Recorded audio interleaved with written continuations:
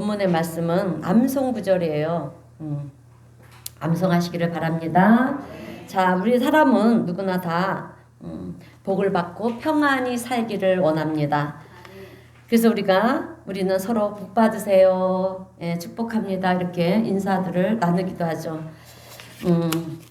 그런데 사실 이 복이라고 하는 것은 하나님께로부터 온다라고 하는 사실입니다.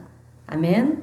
예, 하나님이 열어주시지 않으시면은요, 우리가 아무리 노력을 한다 해도 받을 수가 없다라고 하는 거예요. 오늘 우리 성도님들은 모든 복의 근원이 하나님으로부터 비롯된다는 이 사실을 기억하시는 우리 성도님들이 되시기를 주님의 이름으로 축원드립니다. 아멘. 자, 그래서 우리가요, 성경 말씀을 보게 되면 참으로 하나님이 우리를 사랑하시는구나. 어떻게 해서든지 기회만 되면 우리에게 복을 주시기를 원하시고, 또 우리가 잘 되기를 원하시고, 우리에게 모든 것을 다 허락하시기를 원하시는 그런 하나님이시라고 하는 것을 여러분 우리가 알 수가 있습니다. 그래서 성경을 보면 우리가 복 받는 비결이 너무 쉬워요. 어렵지가 않습니다. 오늘 복 받고 싶으시죠? 아멘. 자, 그러면 오늘 귀한 말씀 집중해서 들으시고요. 그 말씀에 순종함으로 정말 오늘 성경이 말씀한 그 복을 받아 누리시는 우리 성도님 모두가 되시기를 주님의 이름으로 축원드립니다. 자, 복 받는 비결은 우리가요, 부모님을 잘 공경해도 복을 받아요. 네, 착하게 살아도 복을 받고요. 아멘. 그리고 선을 행하며 살아도 복을 받고요.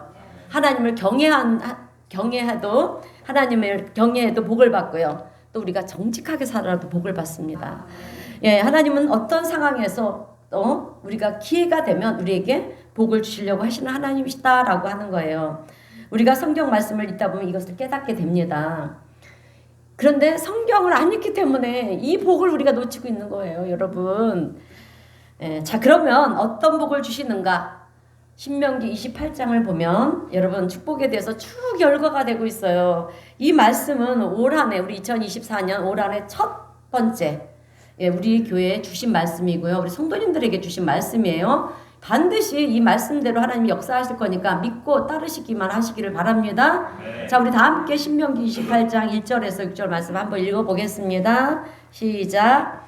내가 내 하나님 여호와의 말씀을 삼가 듣고 내가 오늘 내게 명령하는 그의 모든 명령을 지켜 행하면 내 하나님 여호와께서 너를 세계 모든 민족 위에 뛰어나게 하실 것이라. 내가 내 하나님 여호와의 말씀을 청종하면 이 모든 복이 내게 임하며 내게 이르리니 성읍에서도 복을 받고 들에서도 복을 받을 것이며 내 몸의 자녀와 내 토지의 소산과 내 짐승의 새끼와 소와 양의 새끼가 복을 받을 것이며 내 강주리가 떡반죽 그릇이 복을 받을 것이며 내가 들어와도 복을 받고 나가도 복을 받을 것이니라. 아멘. 여러분 형광펜으로 착착 칠해 놓으세요, 여러분.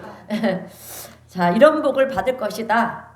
성읍에서도 복을 받고요, 들에서도 복을 받고 들어와도 나가도 복을 받고 내가 어느 곳에 어떤 모습으로 있든지 하나님은 우리에게 복을 허락하시는 그런 하나님이시라고 하는 것을 우리가 알 수가 있어요. 내 자녀도 복을 받고요. 농사 짓는 사람들은 농사가 잘 되는 축복을 받는 거예요. 또한 가축을 기르는 사람은 가축이 잘 되도록, 아니 그 새끼까지도 여러분 잘 되도록 그런 복을 주신다라고 신명기 28장에서 기록이 되어 있습니다.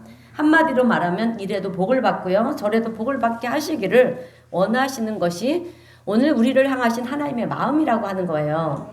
믿으시기를 축원드립니다. 자, 그런데 그럼에도 불구하고 안타까운 것은 하나님은 그런 복을 많이 준비해두고 계시는데, 쌓아두고 계시는데 의외로 많은 사람들이 그 복을 누리지 못하고 살아가고 있다라고 하는 거예요. 오늘 우리 성도님들은 매일의 삶 속에서 하나님이 우리에게 예배하신 그 놀라운 은혜와 축복을 누리시며 사는 성도님들이 되시기를 주님의 이름으로 축원드립니다. 자, 오늘 우리가 읽은 본문의 말씀은 시편 1편의 첫 말씀이죠. 시편은 150편의 찬송시로 구성이 되어 있어요. 그 당시 이스라엘 백성들은요, 예배 중에 찬송을 부를 때 지금 우리처럼 곡조 있는 찬송을 부르는 게 아니었어요. 우리는 곡조 있는 찬송을 부르잖아요. 곡조가 붙은 그런 노래가 따로 있는 것이 아니라 바로 시편이 찬송이었습니다. 여러분, 찬송이라고 하는 것은 하나님 앞에 영광을 돌리는 거예요. 그러니까 모든 것은 다 하나님으로부터 오는 것입니다. 이렇게 하나님을 찬양하는 것이 찬송이에요. 그런데 이 찬송시를 시작하면서 첫 번째, 첫 말씀의 시작이 뭐냐면 복 있는 사람은 이렇게 시작이 되어지고 있어요. 그래서 오늘 하나님이 복 주시는 사람은 어떤 사람인가 1절과 2절에서 소개되고 있고요. 또 하나님이 주시는 복은 어떤 복인가 3절에서 소개가 되고 있다라고 하는 거예요. 그래서 3절 말씀을 보면 그는 시냇가에 심은 나무가 철을 따라 열매를 맺으며 그 잎사귀가 마르지 아니함 같으니 그가 하는 모든 일이 다 형통하리로다. 그래서 목사님들이 헌금 기도할 때 이 말씀을 인용해서 많이 기도를 하잖아요. 그래서 그가 하는 모든 일이 다 형통하게 하는 축복을 누린다라고 하는 것입니다. 아멘? 그런데 하나님이 주시는 복을 받는 사람은 마치 어떤 사람과 같으냐 하면 시냇가에 심겨진 나무 같은 사람이라고 하는 거예요. 여러분 시냇가에 심겨진 나무나 다른 곳에 심은 나무나 겉으로 보기에는 별반 다르지 않아요. 같습니다. 이 나무나 저 나무나 똑같이 보여요. 그런데 다른 점이 무엇인지 아십니까? 가뭄이 왔을 때 보면 알 수가 있는 거예요. 가뭄이 닥쳐올 때 다른 곳에 심은 나무는 말라서 죽게 되어 있어요. 죽어버립니다. 그러나 시냇가에 심은 나무는 어떻게 해요? 가뭄이 와도 여러분 말라 죽지가 않는다라고 하는 거예요. 그 이유는 그 나무의 뿌리가 어떻게 됩니까? 시냇가에 닿아서 뿌리가 물을 밑으로부터 공급받기 때문에 그렇다라고 하는 것입니다. 여러분 우리가 인생을 살다 보면 내가 노력을 한다고 해서 여러분 다 성공하고 삽니까? 아니에요. 그죠? 사는 것은 아니잖아요. 그런데 보면 어떤 사람은 잘난 아주 부모님이 있어서 부모님이 도와주는 바람에 잘 되는 사람도 있고요.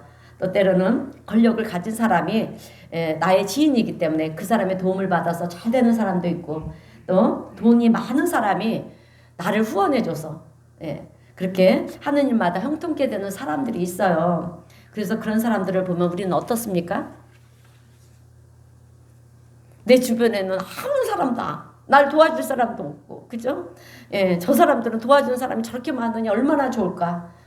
참 부럽다 이런 생각을 하면서 그런 사람이 없는 나 자신의 신세를 우리는 어떡합니까? 한탄하고요. 원망하고 불평도 하고요. 세상은 너무 불공정합니다. 이렇게 얘기하는 사람들이 있어요. 근데 사실 여러분 오늘 우리는 하나님을 믿는 사람들은요. 그럴 필요가 없다라고 하는 거예요. 말씀이 내 안에 있으면 그 말씀을 믿는다라고 하면 우리는 염려, 근심, 걱정을 할 필요가 없다라고 하는 거예요. 왜? 시냇가에 심겨진 나무 옆에는 뭐가 있어요? 시냇물이 있잖아요. 시냇물이 있듯이 우리 옆에는 누가 있습니까? 살아계신 하나님, 예수님이 함께 하시기 때문에 그렇다라고 하는 것입니다. 그래서 그 하나님이 알게 모르게 우리에게 필요한 모든 것을요 채워주셔서 여러분 우리로 하여금 가뭄 중에도 잎사귀가 마르지 아니하도록 도우시는 하나님이시라는 것입니다. 그런데 우리가 그 사실을 어떻게 합니까? 자꾸 잊어버리고 사는 거예요. 그러니까 하나님께서는 어떻게 합니까? 예수 그리스도를 이 땅에 보내실 때 예수님의 이름을 뭐라 부르시라고 그랬냐면 임마누엘이라. 여러분 임마누엘의 뜻이 무엇입니까? 할렐루야. 하나님이 나와 함께 하신다. 나를 지키시고. 그러니까 하나님이 우리와 함께 하신다라고 하는 뜻이에요. 이 말의 더 깊은 뜻은 하나님이 나와 함께 하시면서 너를 지키시고 너를 보호하시고 너를 인도하시고 너를 도와서 형통하게 할 것이다. 아멘. 형통하게 할 것이다. 아멘. 여러분 아멘으로 취하세요. 아멘 할 때 이 말씀이 살아 운동력이 있어서 그 말씀대로 하나님은 일하신다라고 하는 거예요. 자, 그래서 이 임마누엘의 뜻은 깊은 뜻은요. 하나님이 너와 함께 하시면서 너를 지키시고 너를 보호하시고 너를 인도하시고 너를 도와서 형통하게 할 것이다 라고 하는 뜻이에요. 그 하나님이 바로 너의 하나님이라고 하는 것을 인식하고 살라고 얘기를 하시는 거예요, 여러분. 그래서 하나님은 당신의 외아들 예수 그리스도를 주시면서까지 임마누엘이라는 이름을 주셨다라고 하는 것입니다. 오늘 우리에게는 세상적인 풍요함이라든지 또 세상 사람들이 부러워하는 그런 것은 없을지 몰라도 여러분 오늘 우리에게는 영원부터 영원까지 함께 하시는 그 하나님이 나와 함께 하신다는 사실을 기억하시는 우리 성도님들이 되시기를 축원드립니다. 자, 그 하나님이 우리에게 복 주시기 위해서 모든 것을 다 예배해 놓고 있다라고 하는 거예요. 근데 우리가 때로는 하나님이 복 주시는 그 자리에까지 나가지 못하기 때문에, 하나님은 아무 때나 복 주시는 게 아니라요, 복 주시는 자리가 있어요, 여러분. 그 자리까지 우리가 나가야 돼요. 우리가요, 여러분, 뭔가 물건을, 내가 필요한 물건을 사려면 어디로 가야 돼요? 시장을 가거나 백화점을 가거나 쇼핑센터를 가야 되잖아요. 예. 그래야지만 살 수가 있잖아요. 마찬가지로 여러분, 우리도 복을 받으려면 복 받는 자리로 나가야 된다라고 하는 거예요. 예, 은혜의 자리로 나가야 하는 거예요. 여러분, 하나님은 은혜의 자리에서 우리에게 은혜를 베푸시기를 원하시는 하나님이신 줄로 믿습니다. 그래서 우리는 그 자리로 나가야 되는데, 그 자리로 나가야 되는 것이 무엇인지, 예, 오늘 본문 1절, 2절에서 얘기해주고 있어요. 우리에게 말씀해주고 있다라고 하는 거예요. 그래서 저는 오늘 축복의 삶을 사는 비결이 무엇인지 두 가지 말씀을 전하면서 함께 은혜를 나누려고 하는데, 이 두 가지만 지키세요. 반드시 들어와도 나가도 내 자녀들이, 예, 내 떡반죽 그릇이, 여러분 떡반죽 그릇이 무엇입니까? 예, 우리의 쌀그릇들이 아니겠습니까? 우리 가정에, 예, 축복을 받는 그 비결이 여기에 숨어 있다라고 하는 사실을 아시고요. 예, 이 말씀만 잘 기억하고, 예, 따르시길 바랍니다. 자, 첫 번째는 제 자리에 서 있지 말아야 된다라고 하는 것입니다. 여러분, 우리는 제 자리에서 벗어나야 될 줄로 믿습니다. 여러분, 제 자리가 그냥 좋다고 해서 그 자리에 머물러 있으면 안 된다는 거예요. 여러분, 하나님은 우리에게 축복하시기를 원하시는데 한 가지 못하는 것이 있어요. 전능하신 우리 하나님이 한 가지 못하시는 것이 있어요. 하나님이 어찌할 수 없는 일이 한 가지가 있는데, 그것이 무엇이냐 하면, 우리가 제 자리에 머물러 있을 때는 하나님이 어찌할 수가 없다라고 하는 거예요. 여러분, 하나님은 거룩하신 하나님이잖아요. 예, 죄라고 하는 것은 그림자조차도 없으신 하나님이십니다. 그 하나님이 우리를 축복하시기를 원하시지만, 우리가 제 자리에 있다라고 하면, 여러분, 물과 기름은 아무리 섞을 수가 없어요. 막대기로 저어도 여러분 섞이는 것 같아도 어떻습니까? 다시 분리가 되잖아요. 섞이지가 않아요. 그래서 우리가 제 자리에 있는 한 하나님이 우리를 어찌할 수가 없다라고 하는 거예요. 그래서 하나님이 사용하신 방법이 무엇인지 아십니까? 무엇이냐? 당신이 우리의 죄를 대신해서 사하시기 위해서 이 땅에 오셔서 십자가에서 죽으시는 길을 선택하셨다라고 하는 거예요. 죄의 삭은 사망이라고 했잖아요. 로마서 3장 6장 23절에서. 그래서 죄를 지었으면 죽어야 되는 거예요. 그래서 우리는 죽어야 되는 거예요. 그런데 우리가 그 죄의 문제를 사실은, 예, 해결할 수가 없잖아요.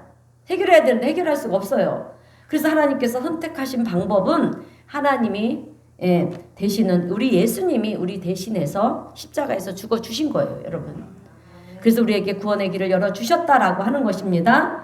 예, 그래서 오늘 우리가 하나님의 은혜를 받으려고 그러면 여전히 제 자리에 머물러서는 그 은혜를, 하나님의 은혜를 누릴 수가 없다라고 하는 거예요. 여러분, 아담과 하와가 하나님이 명령하신, 예, 선악과를 따먹지 말라고 그렇게 하나님이, 예, 명령하시지 않았습니까? 근데 어떻게 했어요? 선악과를 따먹는 죄를 범했어요. 하나님이 하지 말라는 것을 하는 것이 그래서 죄라는 거예요. 그래서 어떻게 되었냐면, 어떻게 되었습니까? 예, 하나님과 우리의 관계가 멀어졌어요. 깨어졌습니다, 여러분.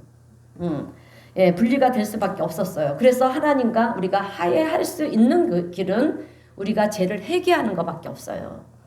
나를 위해서 십자가에서 죽으신 예수님을 믿음으로 받아들이고요. 예수님의 그 피의 공로를 의지하면서 주님, 하나님 용서해 주세요. 예, 그렇게 내가 기도하고 회개할 때 우리의 죄가 흰눈같이 되어지는 것입니다. 그렇게 되면 어떻게 되느냐? 우리는 다시 하나님과 연합이 되는 거예요. 깨어진 관계가, 분리된 관계가 다시 하나가 된다라고 하는 거예요. 하나님과 연합이 이루어져야 내가 하나님의 은혜를 누릴 수가 있는 자가 된다라고 하는 것입니다.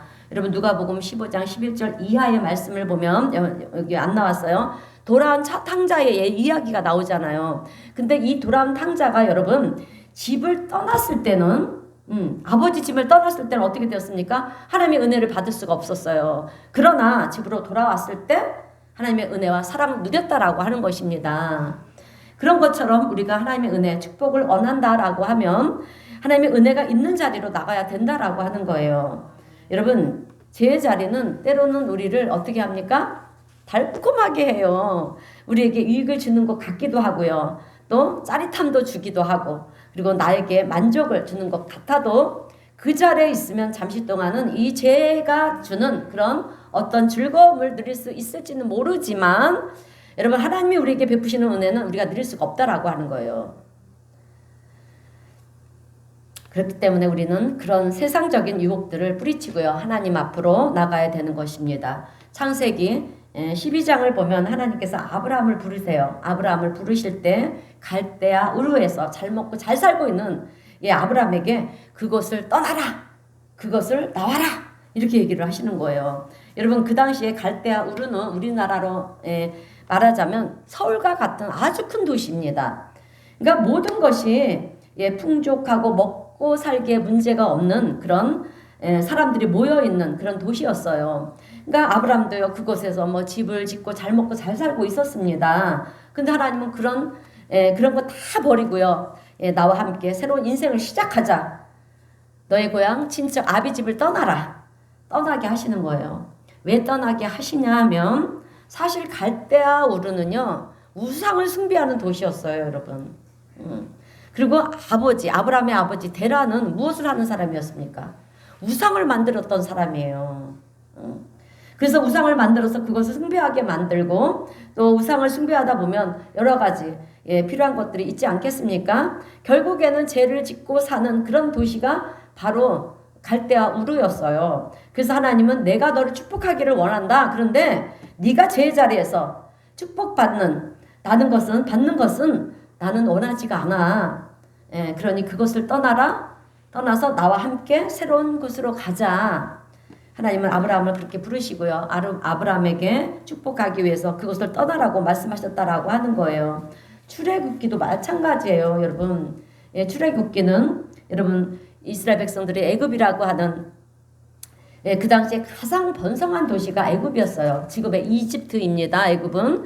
그런데 이게 세계 강국으로 아주 지배력을 가지고 있었고요. 그리고 먹고 살기도 풍족한 곳이 애굽이었습니다. 그런데 하나님은 그 애굽에서 이스라엘 백성들에게 출애굽하라, 나와라. 그래서 나갔더니 애굽보다 더 좋은 곳으로 인도를 했습니까? 아니에요. 이스라엘 백성들을 인도하시는 것이 아니라 하나님은 강야로 인도하셨다라고 하는 거예요. 여러분, 출애굽기는 우리의 인생을 얘기를 하는 거예요.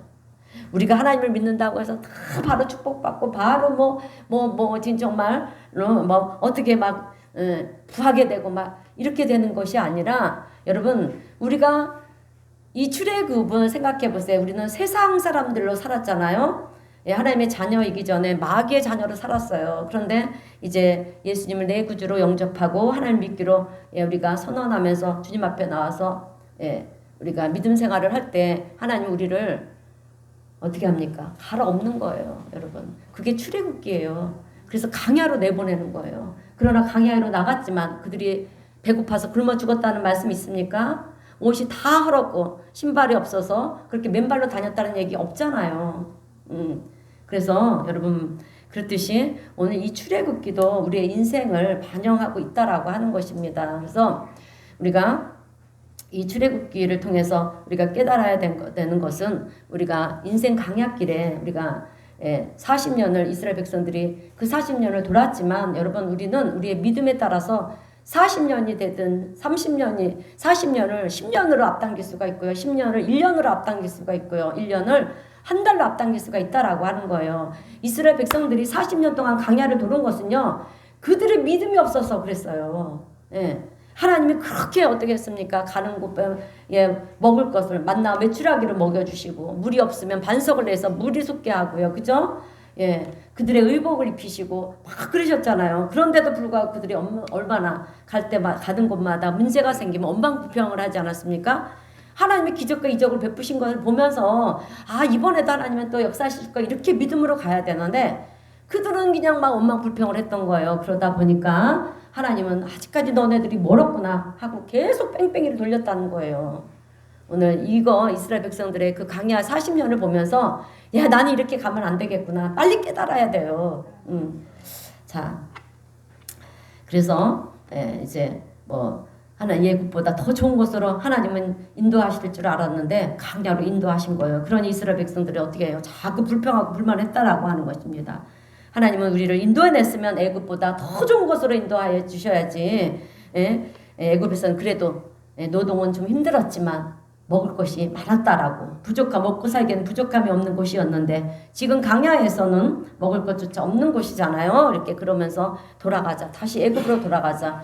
여러분 우리가 조금 전에 얘기했지만 그 출애굽기는 우리의 인생 여정이라고 했죠. 그러면 우리가 가는 길에 문제들이 생길 수가 있어요. 우리가 어떻게 순탄한 길만 있습니까? 문제가 생기고 어려움이 찾아오고 이럴 때 우리는 더 하나님 앞에 엎드리는 거예요. 엎드리면 여러분 세상으로 돌아갈 방법을 찾고 그래서 내가 세상에서 있을 때는 그래도 먹고 살 수 있었는데 하나님을 믿으니 더 문제가 생기고 절대 아니에요, 여러분. 절대 세상으로 나가면 안 됩니다. 그런데 그런 모습들이 이스라엘 백성들의 모습들이 오늘 우리들의 모습과 비슷하다라고 하는 거예요. 하나님을 믿겠습니다. 하나님과 함께 하겠습니다. 그러는데 예전보다 더 어려워지고요. 상황이 나아지지 않으면 다시 예전으로 돌아가고 싶어하는 그런 마음이 우리 속에는 있다라고 하는 거예요. 근데 그런 마음이 하나님을 슬프게 하신다라고 하는 것입니다. 하나님은 우리에게 새로운 인생을 시작하기를 원하시고요. 내가 너에게 정말 귀한 복을 주려고 그러는데 그 가는 과정 속에서 힘들다고 왜 자꾸 포기하려고 그러느냐라고 하는 것입니다. 끝까지 승리하는 우리 성도님들이 되시기를 바랍니다. 그래서 오늘 우리 성도님들은 애굽이 살만하다고 해서 자꾸 그것으로 돌아가라고 하면 안 돼요. 내가 여태까지 죄짓고 살았는데도 먹고 사는 데는 불편이 없었다. 문제가 없었다. 그래서 돌아가야 되겠다. 그러면 안 된다라고 하는 거예요. 왜? 하나님이 기뻐하시지 않으시기 때문에. 내가 비록 먹고 사는 것이 예전만 못할지라도 여러분 다시 돌아가면 안 될 줄로 믿습니다. 그 자리는 여러분 제 자리이기 때문에 그래요. 그래서 하나님은 어떤 사람에게 은혜를 베푸시는가 축복하시는가 제 자리에 머물러 있지 않고요. 죄와 싸우는 사람 이런 사람을 하나님은 택하시고 은혜를 축복을 베풀어 주신다라고 하는 거예요. 우리가 잘 아는 요셉이 여러분 왜 복을 받았는지 아세요? 그것은 노예 자리에 있으면서 요셉은 하나님을 경외했기 때문에 그래요. 그래서 보디발의 아내가 유혹할 때 어떻게 했습니까? 그냥 좋은 게 좋은 것이라고. 노예 생활을 하면 주인의 말을 들어야 되고 따라야 되는 게 사실이잖아요. 그러나 이 요셉은 죄와 타협하지가 않았다라고 하는 거예요. 나는 노예이지만 무슨 힘이 있어? 나는 노예니까 무슨 힘이 있어? 그냥 주인이 시키면 시키는 대로 해야지. 그런 환경 속으로 따라가지 않았다라고 하는 거예요. 요셉은 목숨을 걸고 그 자리를 도망쳤잖아요. 그래서 그러는 바람에 어떤 일이 생겼습니까? 억울하게 누명을 쓰고 감옥에 갇혔어요. 그런 요셉은 감옥에 가서도 하나님 어떻게 나에게 이러실 수가 있습니까? 이렇게 원망할 수도 있었지만 그렇게 원망하지 않았다라고 하는 거예요. 우리 하나님은 선하시기에 반드시 하나님의 뜻이 있을 거야. 하나님의 뜻이 있는 줄로 믿습니다. 그러면서 여러분 죄와 싸워서 이긴다는 것이 무엇인지를 보여줬던 사람이 요셉이었어요, 여러분. 그러니 하나님께서는 그런 요셉을 어떻게 하겠습니까? 축복하지 않을 수가 없는 거예요. 때가 되면 하나님은 요셉을 그의 대적들보다 높이 세우셨다라고 하는 것입니다. 높이 드는 거예요. 다윗이 여러분 이런 고백을 하지 않았습니까? 내 원수의 목전에서 내게 상을 차려주시고 여러분 시편 23편 5절에서 그렇게 상을 베푸시는 거예요. 요셉을 괴롭혔던 원수들을 하나님은 망하게 하는 것이 아니에요. 망하게 하지 않아요. 그들이 따라올 수 없을 만큼 하나님께서 높은 자리에 세우시는 것입니다. 그래서 요셉을 애굽의 총리 대신이 만드셨잖아요. 여러분 사실 죄와 싸우는 것은 쉽지가 않아요. 그러나 그 열매는 놀랍다라고 하는 것입니다. 그래서 히브리서 12장 4절 말씀을 보게 되면 너희가 죄와 싸우되 피 흘리기까지 싸워야 된다라고 그렇게 말씀하고 있어요. 왜 피 흘리기까지 싸워야 되느냐? 그래야 하나님의 은혜의 자리로 우리가 들어갈 수 있기 때문에 그렇다라고 하는 것입니다. 그래서 제 자리다 싶으면 그 자리가 나에게 어떤 유익을 가져다 준다 해도 그냥 도망치는 것이 여러분 상책이라는 거예요. 제 유혹에 넘어지지 않으려고 우리가 그 자리에서 막 애쓰는 거예요. 여러분 애쓴다고 해. 그게 제 자리에서 우리가 넘어지지 않을 수가 있는지 아십니까? 우리는 연약해요. 죄성을 가지고 있어서 반드시 넘어져요. 그 유혹에 넘어갈 수 없는 게 우리 연약한 우리의 피조물들이라는 거예요. 그러면 결국에는 어떻게 합니까? 죄 유혹에 넘어지지 않으면 우리가 애쓰다 보면 결국에는 우리가 넘어지는 자가 되고 만다라고 하는 거예요. 그냥 여러분 이게 제 자리다. 우리는 하나님이 성령이 나와 함께 하기 때문에 이 자리가 어떤 자리라는가 내 스스로가 더 잘 알아요. 예. 그렇기 때문에 우리는 그냥 그런 자리는 빨리 피하는 것이 여러분 상책인 줄로 믿습니다. 여러분 우리나라 140년 전에 우리나라에 기독교가 들어오지 않았습니까? 예. 그래서 우리나라 기독교 역사를 보게 되면 우리나라가 이렇게 부흥이 되고 이렇게 정말 든든하게 서갈 수 있었던 것은 1903년에 그 원산에서 부흥이 일어나기 시작을 했는데 각 도시마다 부흥의 역사가 일어났어요. 그런데 1907년에 그 평양에 여러분 우리나라에서 제일 이 복음이 부흥이 됐던 그 도시가 어디냐면 평양이에요. 여러분 북한이에요. 네.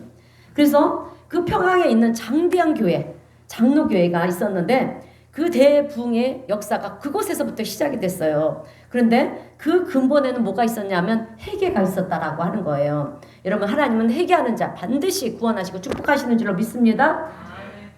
당시에 이 길선주라고 하는 장로님이 계셨어요. 이분이 나중에 아주 유명한 목사님이 되시는데 이분이 자기의 죄를 먼저 해결을 하는 거예요. 여러분 내가 여러분들 모르게 헌금함에 손을 내서 착복을 했습니다. 그리고 내가 돈을 누구에게 빌렸는데 그것을 지금까지도 안 갚았습니다. 아주 별무배를 아주 시시콜콜하게 나의 죄를 고하는 거예요. 여러분 내가 이랬다 저랬다 해결을 하니까 거기에 참여했던 모든 사람들이요 다 자기의 죄를 해결하기를 시작을 했다라고 하는 거예요. 그리고 내가 이제 더 이상 제 자리에 머물러 있지 않겠습니다. 이제는 달라진 인생을 살겠습니다. 그러면서 한 사람 한 사람이 결단하면서 돌아서기 시작을 하니까 여러분 거기에 성령의 은혜가 임하더라는 거예요.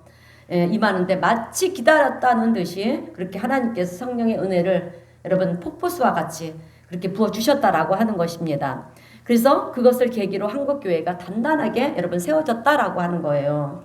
이런 역사적인 사실을 볼 때도 하나님은 죄를 뉘우치고 회개하는 심령 위에 복을 주시는 하나님이시다라고 하는 것을 여러분 우리가 알 수가 있어요. 근데 우리가 회개를 얘기할 때는 한 가지 꼭 기억해야 될 것이 있습니다. 여러분 회개라는 것은요 단순히 뉘우치는 것만이 회개가 아니에요. 내가 잘못 살아왔구나. 내가 이것은 잘못한 거구나. 내가 그 사람에게 해를 끼쳤구나. 정말 미안하다. 이것이 회개가 아니에요.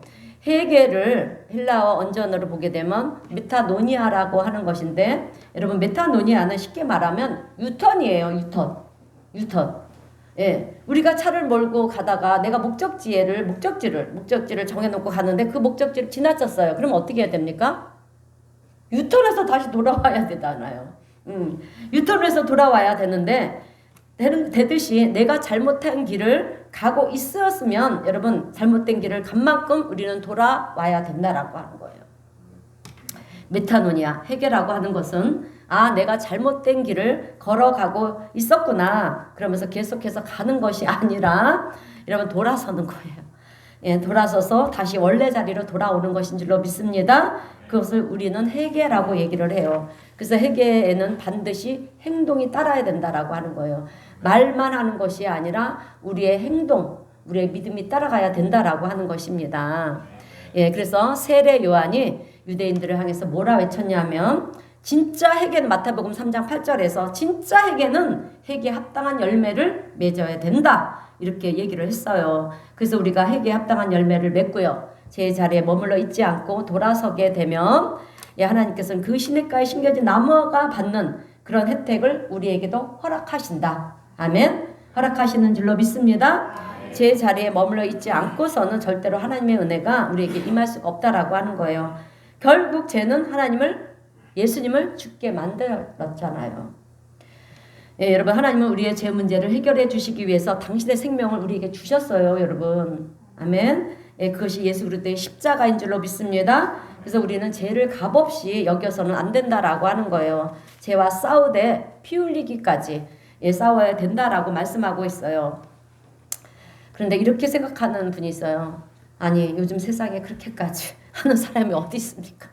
예, 이렇게 생각하는 분이 계시다면 여러분 하나님께서는 저에 대해서 엄격하게 철저하게 히브리서 12장 4절에서 피 흘리기까지 싸워야 된다라고 말씀하셨습니다. 그러니까 그만큼 어렵다라고 하는 거죠. 여러분 우리가 죄를 어떻게 피 흘리기까지 싸울 수가 있겠습니까? 예, 그러나 여러분 우리의 열심을 보여줘야 되는 거예요. 노력을 해봐야 된다라고 하는 거죠. 그렇게 말씀하신 이유는 그렇지 않고서는 여러분 우리가 하나님이 베푸시는 그 은혜의 자리까지 그 깊은 자리까지 나갈 수가 없기 때문에 그렇게 말씀하시는 거예요. 그래서 오늘 본문 1절에서 또 보게 되면 뭐라 그러냐? 복 있는 사람은 악인들의 길을 따르지 아니하며 죄인들의 길에 서지 아니하며 오만한 자들의 자리에 앉지 아니하고 오늘 우리 성도님들은 이 말씀을 명심하시고요. 오늘 우리가 그런 자리에 서 있지 않는 우리 성도님들이 되시기를 주님의 이름으로 축원드립니다. 자, 두 번째로 하나님의 은혜를 축복을 받는 사람은 어떤 사람인가? 하나님의 말씀을 의지하는 사람인 줄로 믿습니다. 하나님의 말씀을 의지하는 사람입니다. 하나님의 말씀을 철저히 의지해야 되는 거예요. 오늘 본문 2절 말씀을 보면 오직 여호와의 율법을 즐거워하여 그의 율법을 주야로 묵상하는도다. 하나님의 말씀을 의지하려고 그러면 먼저는 하나님의 말씀을 즐거워해야 된대요, 여러분. 왜냐? 즐거워해야 그 말씀을 우리가 주야로 묵상할 수가 있기 때문에. 그런데 즐겁지가 않으면 어떻게 주야로 우리가 묵상할 수가 있겠습니까? 여러분 우리가요 하나님의 말씀을 즐거워하지 않으면 성경을 읽을 때 도대체 이 말씀이 무엇인지 말씀인지 이해를 못해요. 그리고 말씀을 너무 읽는 것을 지루해합니다. 지루해서 읽을 수가 없어요. 그러나 성경 말씀이 정말 즐거우면 주야를 묵상하는 것이 너무 즐겁다라고 하는 거죠. 여러분 우리 자녀들을 한번 보세요. 컴퓨터 게임을 할 때 어떻게 합니까? 주야로 컴퓨터 게임을 하는 것을 볼 수가 있지 않습니까? 왜 그렇게 하겠습니까? 그것이 즐거우니까 하는 거잖아요. 그죠? 네. 밤을 새워서 하는 거예요. 여러분 우리는 내가 좋아하는 것을 하다 보면 시간 가는 줄도 사실 몰라요. 때로는 밤을 지새울 때도 있고요. 그런데 성경 말씀은 주야는 뭐 고사하고 10분 읽는 것도 우리는 힘들어한다라고 하는 거예요. 이런 내가 정말 하나님의 말씀을 의지하는 자인가? 의지하는 사람이 맞는가라고 하는 거예요. 성경 읽을 일을 세상 일을 할 때는 시간이 너무 빨리 가고 모든 것이 즐겁고 밤새워도 그것이 즐거운데 하나님 말씀을 들으면서 예배를 드릴 때는 지루해하고 빨리 끝났으면 좋겠고 즐거워하지를 않는다라고 하는 것입니다. 그러면서 우리는 하나님을 사랑합니다. 그런다는 거예요. 여러분 하나님의 말씀도 그렇게 즐거워하지 않으면서 어떻게 하나님을 사랑한다라고 그렇게 말을 할 수가 있느냐라고 하는 것입니다. 오늘 우리 성도님들은 하나님의 말씀이 즐거워질 수 있는 우리 성도님들이 되시기를 주님의 이름으로 축원드립니다. 자, 여러분 말씀을 주야로 묵상한다는 것은요. 하나님의 말씀을 중요하게 생각하고요. 그 말씀을 내 삶의 지침으로 삼고 적용하며 살아가는 것을 말하는 거예요, 여러분. 왜냐? 하나님은 살아계신 하나님이시잖아요. 그리고 말씀 또한 살아있는 말씀이기 때문에 그래요. 그래서 하나님의 말씀에 대해서 히브리서 4장 12절에서는 이렇게 말씀을 하고 있습니다. 하나님의 말씀이 어떤 말씀인가? 우리 히브리서 4장 12절 말씀 우리 다 함께 읽어보겠습니다. 시작. 하나님의 말씀은 살아있고 활력 있어 좌우에 날선 어떤 것보다도 예리하여 몸과 영과 및 관절과 골수를 찔러 쪼개기까지 하며 또 마음과 생각과 뜻을 판단하나니. 아멘. 이것이 하나님의 말씀이라는 거예요.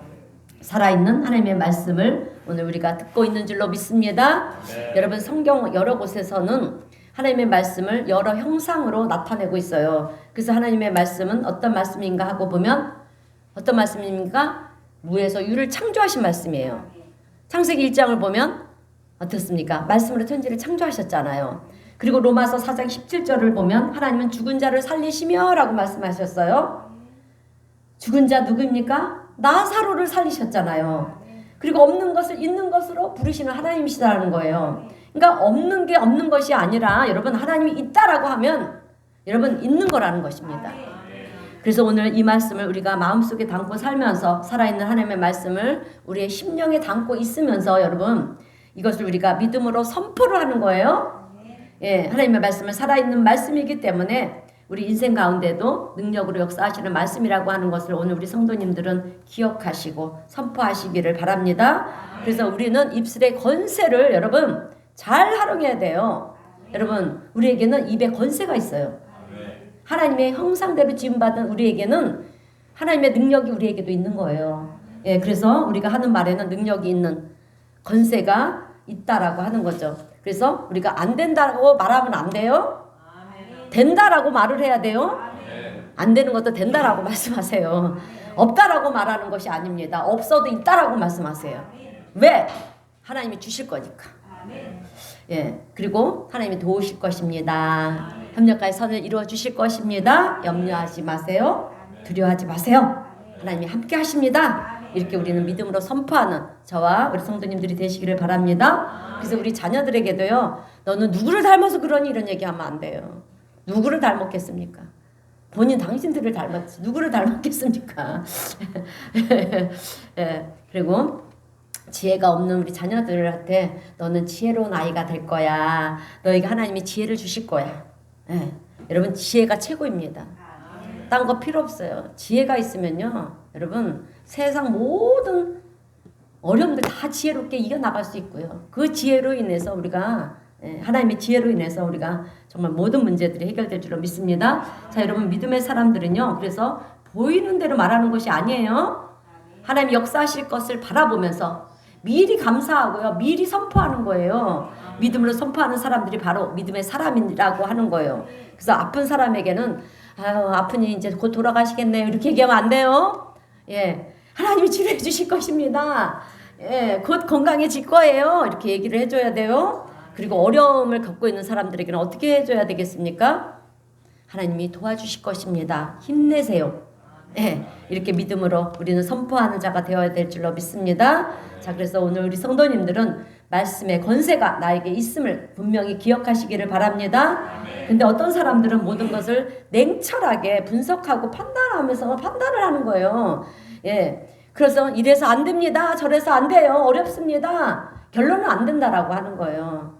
여러분, 하나님 믿는 우리는 안 되는 일이 없어요. 하나님이 함께 하시는데 어떻게 안 된다라고 말씀을 하겠습니까? 하면 안 돼요, 여러분. 예, 그렇게 얘기하는 사람은 10명의 전탕꾼과 똑같은 사람들이에요. 여러분, 여호수아와 갈렙은 판단하고 분석하지 않았잖아요. 그렇게 가나안 땅에 정탐꾼으로 들어가서 많은 것을 40일 동안 보고 듣고 다 하고 오잖아요. 그런데 거기에는 가나안 자손도 있고 아주 거민들이 있고요. 아주 힘센 그런 가나안 족속들이 있는 거예요. 7 족속들이 있는 거예요. 그러니까 육아는 먼저 사람의 눈으로 보면은요 정복할 수가 없어요. 두려워요. 왜? 이스라엘 백성들은 무기 하나 없었잖아요. 뭐 가진 게 없었잖아요. 근데 가나안 땅을 어떻게 정복합니까? 그러니까 들어올 수밖에 없어요. 그런데 12명의 정탐꾼 중에 갈렙과 여호수아만이 한 상황을 바라본 것이 아니라 그 상황 뒤에 하나님의 역사를 바라봤잖아요. 그래서 부정적이지 않고 이렇게 믿음으로 선포했어요. 그래서 어떻게 되었습니까? 부정적인 얘기를 하는 사람들은 가나안 땅에 들어가지 못하고 강야에서 다 죽었고요. 갈렙과 여호수아만 들어가지 않았습니까?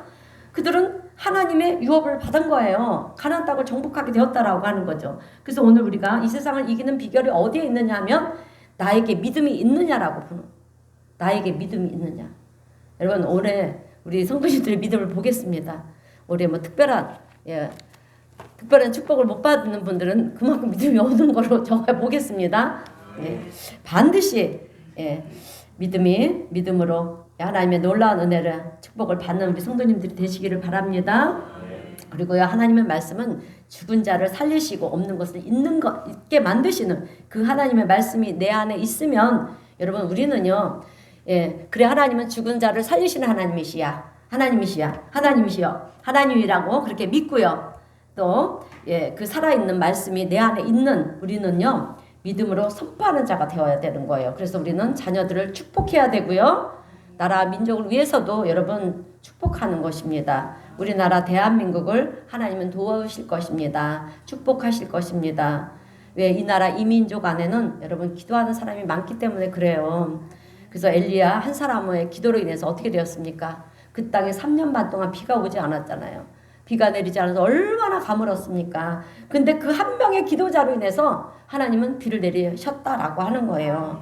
오늘 우리도 여러분 기도하는 사람이 되어야 할 줄로 믿습니다. 이 나라 이 민족을 위해서, 우리 자녀들을 위해서, 가정들을 위해서, 그리고 서로 지체들을 위해서 여러분 기도해 주시기를 바랍니다. 반드시 기도에 우리의 믿음으로 인해서 기도한 모든 것들이 하나님의 능력 안에서 이루어질 줄로 믿습니다.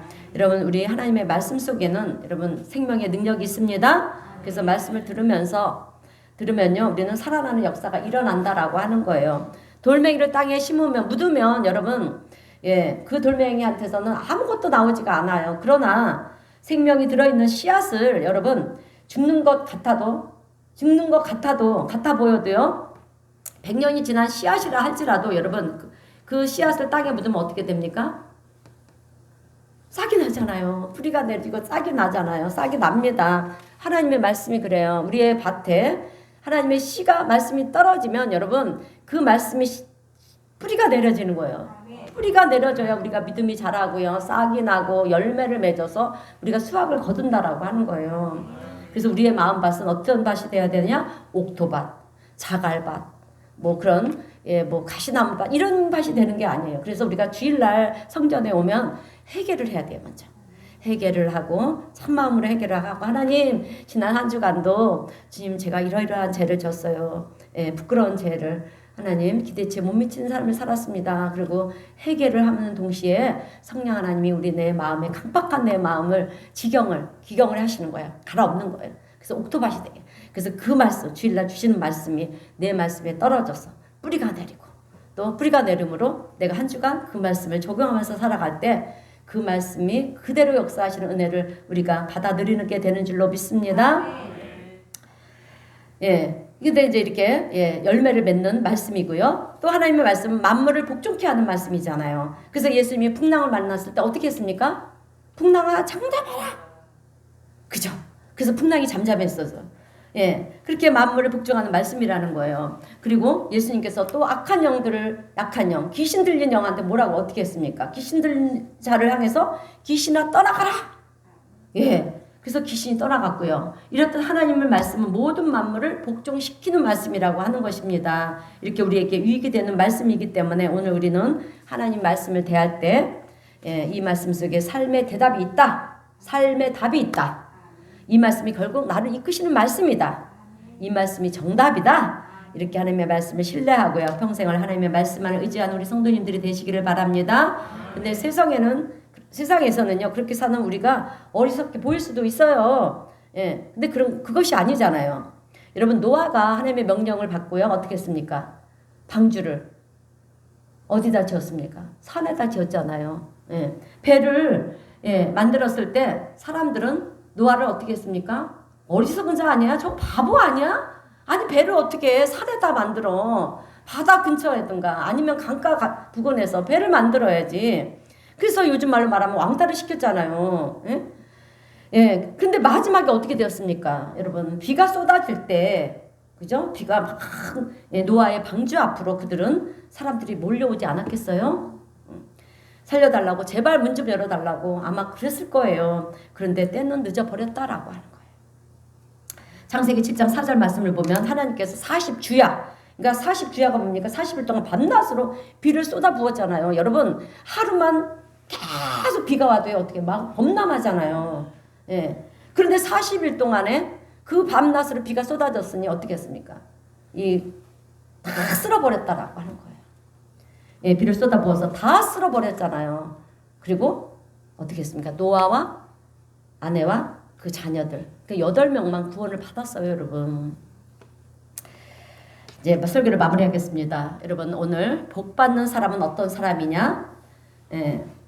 오늘 본문 1편 1절과 2절 말씀을 우리 성도님들은 묵상하시기를 바랍니다. 여러분 우리는요 죄의 자리에 머물러 있지 않으려고 몸부림치는 우리가 되어야 한다라고 하는 것입니다. 죄의 자리, 흑암의 자리, 그 자리를 세상 사람들은 어떤 자리인지 몰라요. 진흙탕 속에 빠졌어도 그 자리가 더러운 자리인지도 모른다라고 하는 거예요. 근데 믿음의 사람들은 안다라고 하는 거예요. 우리는 알잖아요, 여러분. 이거 하나님이 기뻐하지 않는 자리인데, 예, 그러면서도 그 죄의 습성을 우리가 이겨내지 못하고 그 자리에 머물러 있으면 안 된다라고 하는 거예요. 예, 믿음의 사람들은 압니다. 그래서 내가 제 자리에 있지 않으려고 몸부림치는 거예요. 치는 것입니다. 이것은 뭘 의미하는 거냐면 내 영혼이 살아있는 존재라고 하는 거예요. 예, 그래서 그리고 하나님의 말씀만이 해답이고 나의 생명이 된다라고 하는 것을 알기 때문에 여러분 우리는 몸부림을 쳐야 된다라고 하는 것입니다. 여러분 우리는 하나님의 말씀을 의지하는 자가 되어야 할 줄로 믿습니다. 그럴 때 우리의 인생은 어떻게 되느냐? 예, 그냥 척박한 땅에 심겨진 나무가 아니고요. 시냇가에 심겨진 나무와 같은 그런 인생을 우리가 살아가는 줄로 믿습니다. 그러면 어떻게 되느냐? 철을 따라 열매를 맺는다는 거예요. 그냥 가만히 있어도 하나님이 철을 따라 열매를 맺게 하신다라고 하는 거예요. 가뭄이 와도 그 사람은 난리를 치지만 믿지 않는 사람들은 가뭄이 와도 난리를 치지만 우리는 요동하지 않고요. 잎사귀가 마르지 않는다라고 하는 것입니다. 그리고 하는 모든 일들이 모든 행사가 어떻게 되느냐? 형통하게 되는 줄로 믿습니다. 믿으십니까? 믿으시기를 바랍니다. 제 말이 아니라요. 하나님의 약속의 말씀이기 때문에 그래요. 하나님이 분명히 말씀하시기 때문에 우리는요. 하나님 내가 그런 삶을 살기를 원합니다. 살 줄로 믿습니다.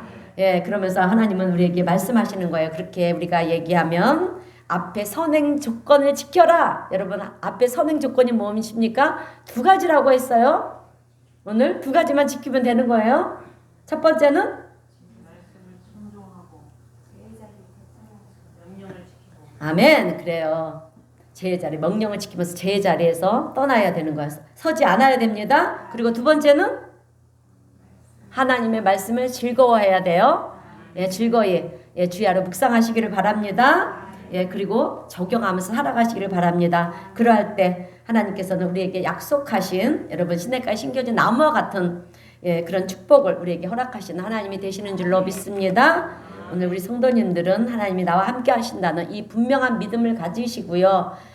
세상 가운데 날마다 믿음으로 승리하시는 복된 우리 성도님이 되시고요. 저도 그런 인생을 살게 될 줄로 믿습니다. 그렇게 되시기를 주님의 이름으로 축원드립니다. 네, 기도하겠습니다. 사랑 가운데가 풍성하신 하나님 아버지 감사합니다. 오늘 말씀을 통해서 정말 시냇가에 심겨진 그런 나무와 같은 인생을 살아가는 우리 성도님들이 다 되게 하여 주시옵소서. 제 유혹을 이길 수 있는 힘도 주시고 또 하나님의 말씀에 깨어 그 말씀이 주는 주님의 음성을 듣고 은혜를 받아서 축복된 삶을 살아가는 우리 성도님 모두가 되게 하여 주시옵소서. 그래서 주님으로 인하여 기뻐하고 감사하며 늘 영광 올려드리는 복된 우리 성도님 모두가 될 수 있도록 우리 하나님 축복하시고 은혜 베풀어 주심을 믿습니다. 감사와 영광 올려드리오며 예수님의 이름으로 기도드리옵나이다. 아멘. 찬송가 204장 찬송하겠습니다.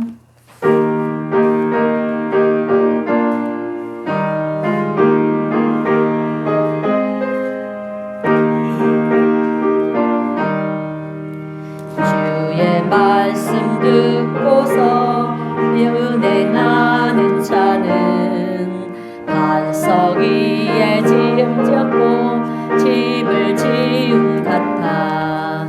비가 오고 물나며 바람 부딪혀도 반석 위에 세운 집 무너지지 않네. 잘 짓고 잘 짓세 우리 집 잘 짓세 반석이 여기에다 우리 집 잘 짓세. 주의 말씀 듣고도 행치 않는 자는 모래 위에 터닫고 집을 지은 같아. 비가 오고 물나며 바람 부딪힐 때 모래 위에 세운 집 그게 무너지네. 잘 짓고